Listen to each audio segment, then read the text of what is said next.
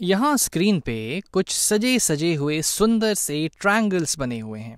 Actually में ये दो क्वेश्चंस है जो हमें दिए हुए हैं। तो चलिए देखते हैं कि वो क्वेश्चंस हमसे क्या करवाना चाहते हैं। क्वेश्चंस जानने से पहले हम एक बार रिकॉल कर लेते हैं कि हमने क्या क्या कॉन्ग्रुएंसी कंडीशंस पढ़ा है। तो हमने पढ़ा था SSS, ASA जिसका एक वैरायटी होता है AAS, फिर हमने देखा था SAS और फाइनली RHS। SSS का मतलब हुआ कि अगर दो ट्रायंगल के तीनों साइड्स आपस में इक्वल हैं तो दोनों ट्रायंगल कॉन्ग्रुएंट हो जाएंगे। ASA का मतलब हुआ कि दो ट्रायंगल्स के अगर दो एंगल्स और इंक्लूडेड साइड, उन दोनों एंगल्स के बीच का साइड अगर आपस में इक्वल है तो वो दोनों कॉन्ग्रुएंट हो जाएंगे। और एक्चुअली अगर दो एंगल्स इक्वल हैं तो तीसरा एंगल तो इक्वल होना ही है, इसलिए हमारा एक नया वैरायटी आ जाता है कि दो एंगल्स और एक तीसरा साइड अगर इक्वल है तो वो आपस में कॉन्ग्रुएंट होंगे। फिर हमने देखा था SAS, जब दो साइड्स और उनके बीच का एंगल आपस में बराबर हो तो वो दोनों ट्रायंगल्स कॉन्ग्रुएंट हो जाएंगे। और उसी तरीके से एक राइट एंगल्ड ट्रायंगल में अगर हाइपोटेनस और कोई भी एक साइड हाइपोटेनस के अलावा इक्वल है तो वो दोनों राइट एंगल्ड ट्रायंगल आपस में कॉन्ग्रुएंट होंगे। तो ये तो थी कॉन्ग्रुएंसी कंडीशंस की बात। अब आते हैं इस क्वेश्चन पे। ये है हमारा पहला क्वेश्चन। यहाँ एक ट्रायंगल ABC दिया हुआ है, यहाँ पे एक दूसरा दिया गया है जहाँ पे एंगल्स हैं और एक साइड भी है जिसकी वैल्यू इन वैल्यूज के बराबर है। तो क्वेश्चन हमसे ये पूछा गया कि ये दोनों ट्रायंगल क्या कॉन्ग्रुएंट हैं, और अगर है तो उससे आप मैथमेटिकली लिख दीजिए। तो सबसे पहले मैं चाहूंगा कि आप इस वीडियो को पॉज करें और इस क्वेश्चन के बारे में खुद से सोचने की कोशिश करें।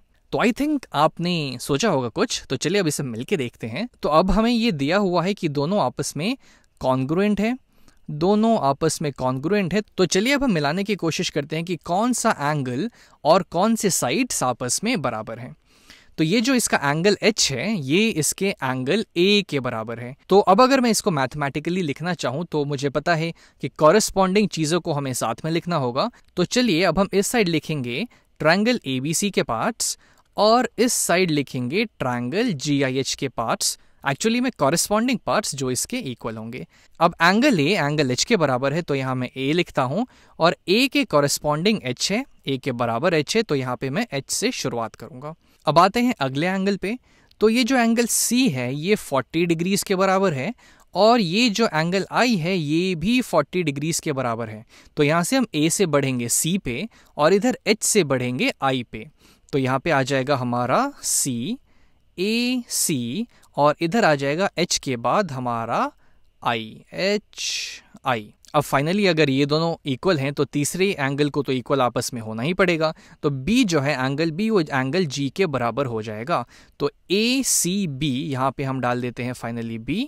तो यहाँ पे हमारा बन गया ट्रायंगल ACB, और यहाँ पे हम डालेंगे HIG। इसको अच्छे से लिख देते हैं HIG। तो यहाँ हमने क्या किया, कॉरेस्पॉन्डिंग चीज़ों को आपस में लिख दिया।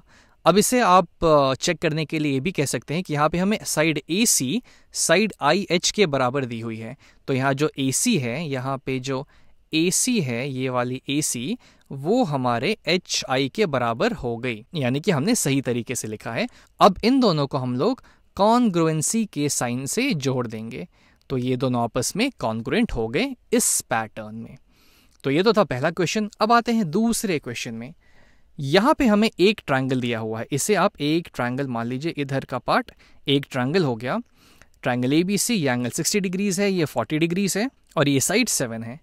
अब हमें बताना है कि इन चारों ट्रायंगल में से कौन सा वो ट्रायंगल है जो इसके कॉन्ग्रुएंट होगा। तो सबसे पहले मैं चाहूंगा कि आप वीडियो को यहीं पे पॉज कर दें और इसे खुद से एक बार सोचने की कोशिश करें। चलिए अब हम इसे मिलके देखते हैं। तो कॉन्ग्रुएंट होने के लिए सेम ऑर्डर में चीज़ों का इक्वल होना ज़रूरी है। जैसे अगर किसी भी ट्रायंगल का एक साइड इसके बराबर है तो उसके बगल वाला एंगल 60 डिग्रीज होना चाहिए और उसके बाद वाला एंगल 40 डिग्रीज होना चाहिए। ऐसा नहीं है कि हम किसी भी ऑर्डर में इसको कॉन्ग्रुएंट कर देंगे।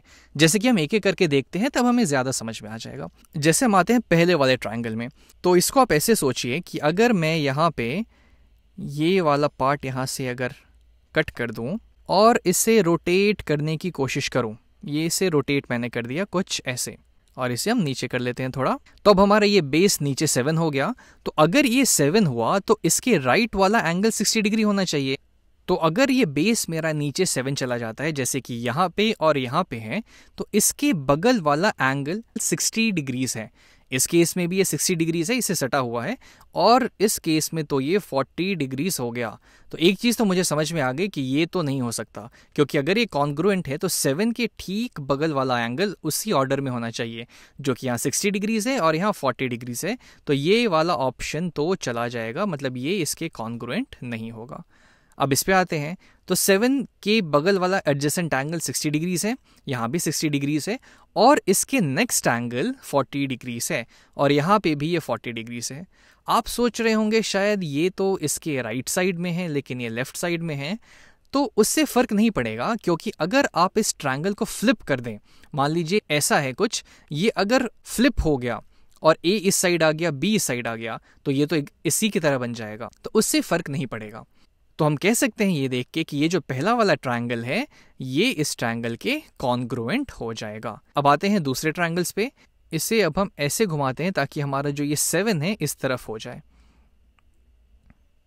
इस ट्रायंगल को और तीसरे ट्रायंगल को ध्यान से देखिए, दोनों का साइड 7 है, और 7 के ठीक बगल वाला ऊपर में जो एंगल है वो 60 डिग्रीज है, और जैसे ही आप नीचे आए वो 40 डिग्रीज हो गया, जो कि तीसरे ट्रायंगल में भी हो रहा है।